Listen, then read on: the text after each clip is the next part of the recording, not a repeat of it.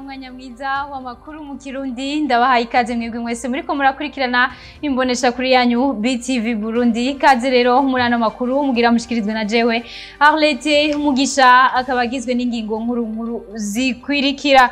Kwishure shingiro rya Mirango ya mbere abana bahiga benshi biga bicaye hasi kubwo ikena ry'intebe, nayo uno munsi niho hatangujwe imisi 16 yariwe kugwanya amabi afatiwe ku gitsina, na cane umuserukizi w'umwe bwa Buraya hano mu Burundi akaba yamenyesheje ko iyo misi azoba ari yo guhimiriza kugwanya amabi akoregwa abakenyezi. Ndabaye ikaze mukanya nido ryano makuru. Reka nsubire ndabaye ikaze kandi nkuko nari mpejeje kubibamenyesha, abanyeshuri biga kwishure shingiro rya Mirango ya mbere gushika kuri no saha baraciga bicaye hasi kubera ikena ry'intebe gibonekeza kuri iryo shure. Ndabasabe dukurikirane iyo nkuru. Kugira akanovera ku bumenyi mu mashuri ya leta biracagoye bivuye kuri byinshi bitandukanye abaregwa babamwo mu masomero yabo. Aha mubona ni kwishure shingiro rya Mirango ya mbere zone Kamenge komine Ntahangwa, aho twasanze hafi y'amashure yose abana biga bamwe baba bicaye ku ntebe bagundanye kubera ubwishi bwabo, abandi bicaye hasi bazanye n'udutenge kwisasira. Haba abaregwa ndetse n'abarezi batumenyesheje ko bafise ibibazo bitagira uko bingana kubw'iryo bura ry'intebe n'ubwishi bw'abaregwa. Oya, ndishobora koroherwa no kwiga kubera ko iyo umuntu ariko arafata nk'amanote yicaye hasi ntashobora kwimura anyarutsa cyo kimwe n'uri karimura yicaye ku ntebe, kandi urumva kubera ko abatimuye anyarutsa bashobora nko kumufutirako mu kwiga bica bimugora kubera yuko haba hariho amanote kanaka abadafise. Ntibitworohera na gatoyi kubera yuko uricara bati ninyagaza gatoyi mpava mpena sinzi n'ibindi. Igisha ikigwa vraiment abanyeshuri bicara hasi, nubwo uzokosora impapuro usanga bamwe batakoze, harabo n'ubusuma usanga benshi banditse byo.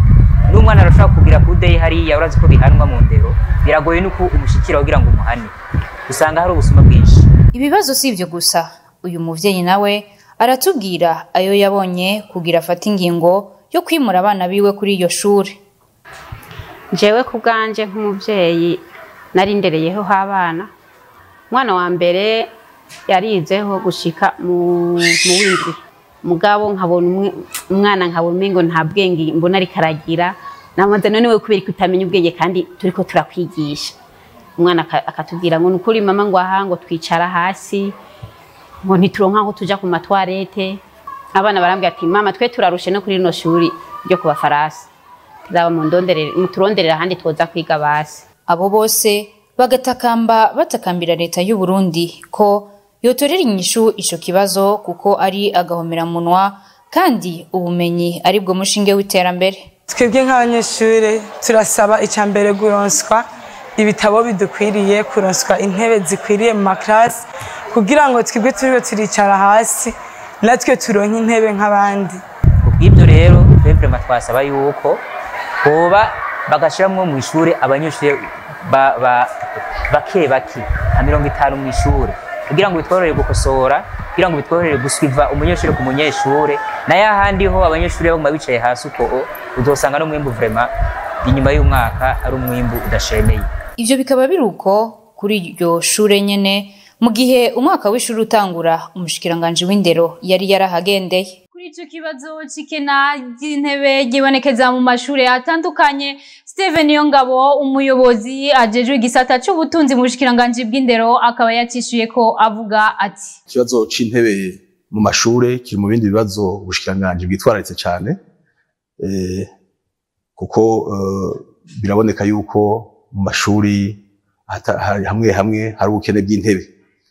Rero ku mwaka leta yamitekanya uburyo bwo kugura intebe mu mashuri, ariko rero kubera uburyo buboneka butabukwiye kugira ngo tugure intebe bime zose zikwiye mu mashure yose y'igihugu, tuza turagura ku mwaka hanyuma gutyo tukaza turagabanya ivyo bihengeri by'ubukene bw'intebe mu mashuri.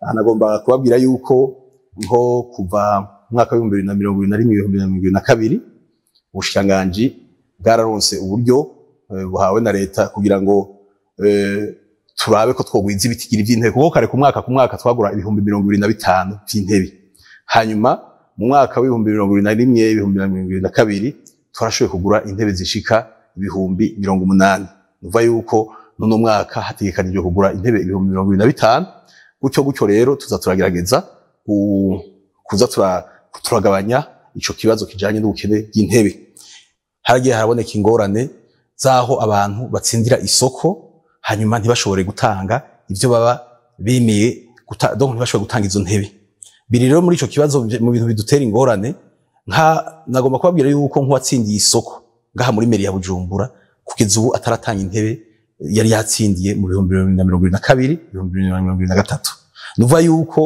uwo yaratsindiye isoko mu nyuma ahageze ko azitanga turamurondera turamubura ubu rero nukuvuga yuko biradutera ikibazo iyo haba hatekanijwe uburyo hanyuma uburyo bwo kugura intebe bigaca bishika ugasanga uwatsindiye isoko ntashoboye kuzikora mu bisanzwe tumuharura nk'umubisha kuko ntaba ariko aratworohereza cyo tugira ingorane nico gituma abana muza mubona bicara hasi rero tweco twasaba twahimiriza yuko umuntu abona adashoboye gukora igikorwa yokireka akarekera abashoboye kubikora kuko biriko biradutera ingorane kuko abantu tubafata nk'abariko baronona nk'abariko barasambura umuntu adashoboye gukora ikintu yokireka kigakora ababishoboye n'amakuru yacu no munsi niho hatangujwe isekeza y'imisi 16 yahariwe kugwanya amabi akorerwa abakenyezi userukira bumwe bwa buraya hano mu Burundi akaba yamenyesheje ko iyo misi izoba arakaryo keza ko guhimiriza abo bose kugwanya amabi akorerwa abakenyezi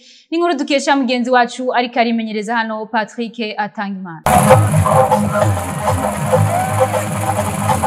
mu gihe hariko harugurugwa icese isekeza ry'imisi 16 ryo kugwanya amabi akorerwa abakenyezi uwuserukira ubumwe bwa buraya mu Burundi Elisabetta Pietrobon aramenyesha imigambi y'ubumwe bwa buraya mu kugwanya amabi afatiye ku gitsina.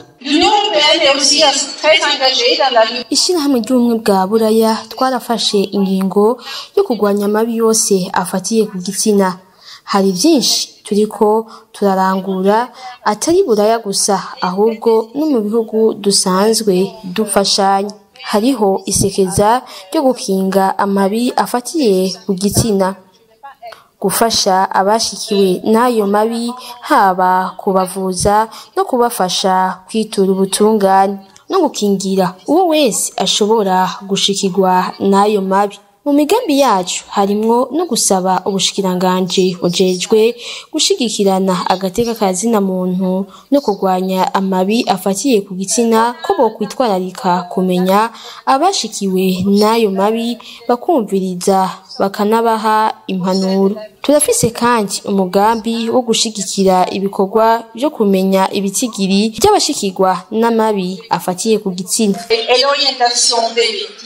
Umukuru w'igisagara ca Bujumbura Jimmy Hatungimana arahimiriza ubushikiranganje bwo gushigikirana gukorana n'abajejwe umutekano mu kugwanya ayo mabi akorerwa abakenyezi. Je voudrais également demander au ministère de nagira nsabe ubushikiranganje bwo gushigikirana agateka kazina muntu no kugwanya amabi afatiye ku gitsina gukomeza ugufashanya n'abajejwe intwaro hamwe n'inzego z'umutekano kugira duhimirize abene gihugu gusonera agateka kazina muntu no kugwanya amabi afatiye ku gitsina. Les violences basées sur le genre. Umunsi mpuzamakungu wahariwe kugwanya amabi akorerwa abakenyezi usanzwe uhimbazwa igenekezo rya 25 Munyonyo uko umwaka utashe.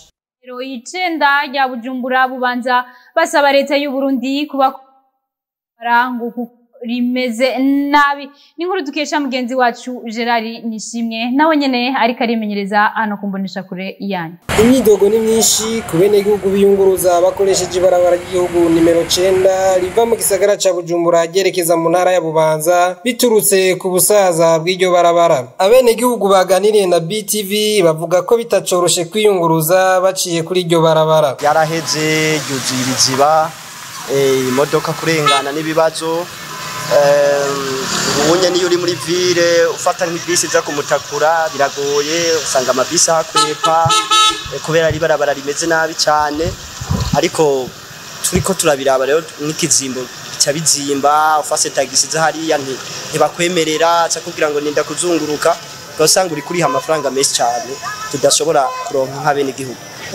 imiduga iri kirarengana bisigara ibintu bigoye mbere njyana n'umubene w'igihugu kubera ibinogo byabaye byinshi ngaha kwiri barabara ugasanga imodoka zigenda zica mu bantu kubera ziba ziriko zirakwepa ibinogo basaba ko leta yokora ibishoboka igasanura iryo barabara kugira ngo ibikorwa vyabo bibandanye neza nk'uko vyahura. Ico dusaba leta nuko yohashika ikaraba hama ikadukoreshereza ibarabara turazi yuko uburyo bwo gukora ibarabara butoroshe uburyo bwishi ni procedure ndende kugira ibarabara rikogwe mugabo leta yokubita inzi bipfusi ikaraba natwe abene igihugu ikadutunganyiriza ikaduha ibarabara ryiza. Twagomba dusabe leta yuko yodufasha kugira ngo iri barabara rya Mutakura Cibitoki kugira ngo idufashe kugira ngo rikora byihuta kugira ngo ibarabara rigende neza kuko ahandi ho itarikoze vuba n'abene igihugu bazobura aho baca. Ku ruhande rw'abagendesha imiduga batashimye kuvugira ku vyuma vyacu basigura ko iryo barabara ririko ribatera uruhombo runini kuko imiduga yabo igenda iracuranguka ibituma ivyuma bihatakarira ibindi bikahononekarira bakabona ko atagikozwe ubuzima bwabo bugiye kumererwa nabi. Mwemenya ko ibarabara ry'igihugu nimero 9 ari rimwe mu barabara acamwe ifungurwa byinshi byinjira mu isoko ya Kotebu imwe mu masoko asumiramwo abantu benshi cyane mu gisagara ca Bujumbura.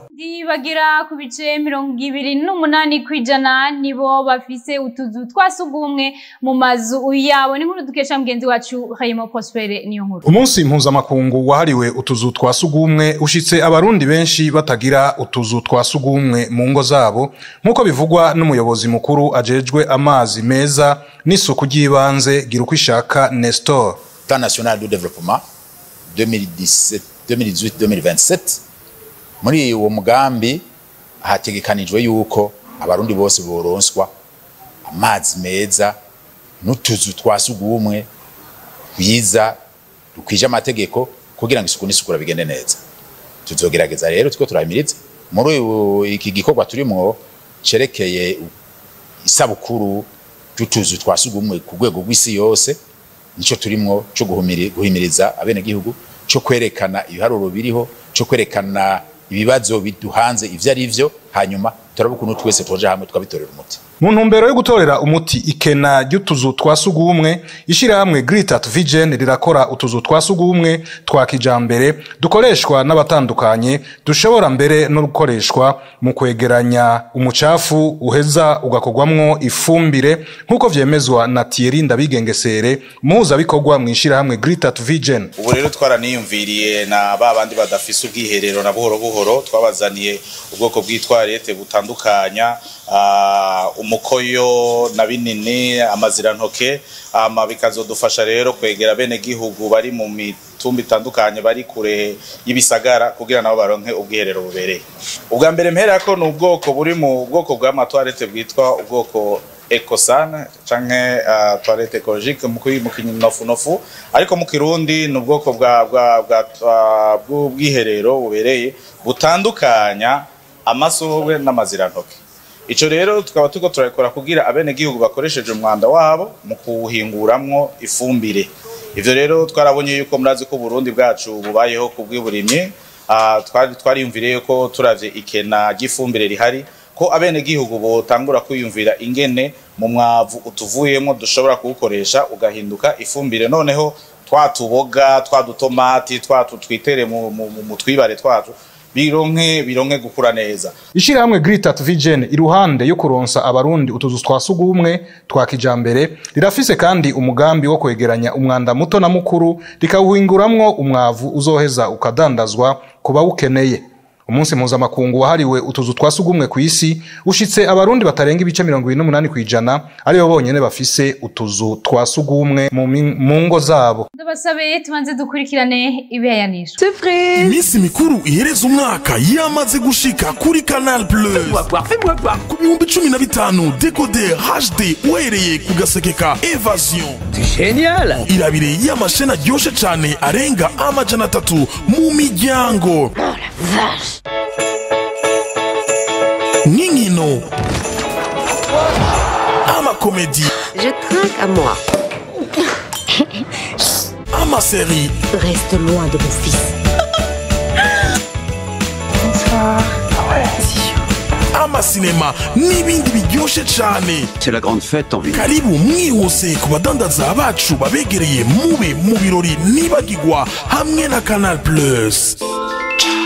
Tubandanye n'amakuru wavugwa mu makungu tukaba tuyakesha mugenzi wacu Alain Lohisi Ndongozi nawe nyene ariko arimenyereza hano. Abarongozi b'igihugu cha Sierra Leone bamenyesheje ku munsi wa kabiri ko ibitero vyahitanye abantu 21 ku wa Mungu mu gisagara ca Freetown ari kimenyetso kitabesha cyo kugerageza ubugira kandi gutembagaza ubutegetsi mu gice ca Afrika y'uburengero kandi ko vyoba vyakozwe n'uwahoze arongoye ico gihugu Ernest Bai Koroma. Abo bakoze ivyo bitero ku mugwa mukuru bongera barekura imbohe zitari nke ntibaramenyekana kandi nta kimenyetso kiraboneka cerekana isano boba bafitaniye n'uwo yahoze arongoye ico gihugu. Abarongozi b'ico gihugu babandanya bamenyesha ko umutekano uri kurakurikiranwa neza naho amasasu yarashwe ku munsi wa kabiri mu gihe hahagarikwa umugizi wa nabi yatumye ubwoba bwiyongera ku mugwa mukuru Freetown. Mwomenya ko Ernest Bai Koroma yikekwa ko ayo mabi yahoze arongoye igihugu ca Sierra Leone kuva mu mwaka wa 2007 gushika mu 2018. Kuri aya masanamu nayo ni imyiteguro y'ingabo z'Ubufaransa zihurikiye mu muryango FINIR imbere yuko zitangura kugenzura mu gace ko mu manuko bwa Liban ku rubibe bahana na Israel. Iryo suzuma rikogwa n'abasirikare amajana 7 b'Abafaransa biyongera ku bandi bashika ibihumbi 10 bava mu bihugu 47 bigize uwo muryango, aho bashize ikirindiro cabo Dei Kifa. Abasoda b'Abafaransa bari kumwe n'undi mugwi w'abasirikare ba Finlande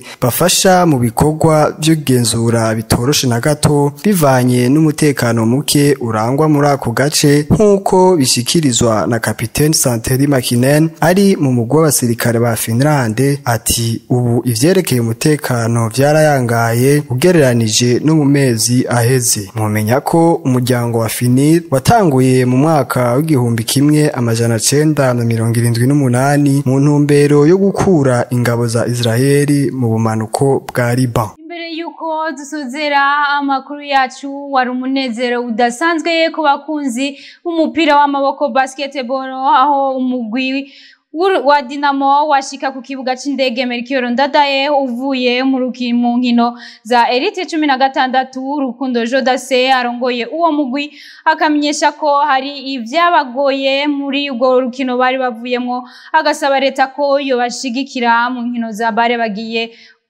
kwitabira. Nino ngaho rero duciye dusozerera ano makuru yacu. Ndabashimira mwebwe mwese mwariko murayakurikirana, ariko imbere yuko ndayasozera mbanze ndabasubiremo ingingo nkuru zari ziyagize. Abanyeshuri biga kw'ishure shingiro rya Mirango ya mbere abeshi muri bo biga bicaye hasi biturutse kw'ikene ry'intebe ryibonekeza kuri iryo shure. Nayo uno musi niho hatanguzwa icese imisi 16 yo kugwanya amabi akorerwa abakenyezi. Userukira ubumwe bwa Buraya hano mu gihugu c'u Burundi akaba yamenyesheje ko iyo misi azobara akaryo keza ko guhimiriza abantu kugwanya ayo mabi. Ndabashimire rero mwebwe mwese mwariko muradukurikirana, ndabifurize kubandanya mugira ibihe byiza, murakoze.